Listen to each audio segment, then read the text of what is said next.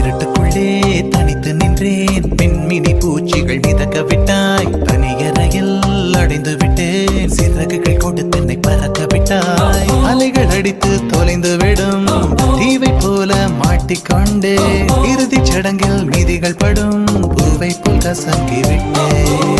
தெய்வம் பூமிக்கு வருவதில்லை. தாயை பதிலுக்கு அனுப்பி வைத்தான். தாயும் இங்கு எனக்கு இல்லை. எனக்கு ஒரு தாயை அவன் உருவில் தந்து விட்டான். தோழியா என் காதலியா யாரடி என் கண்ணே. தோழியா என் காதலியா யாரடி என் கண்ணே. மடி மீது தூங்கச் சொல்கிறாய். தோள் மீது சாய்ந்து கொள்கிறாய். நெருங்கி வந்தால்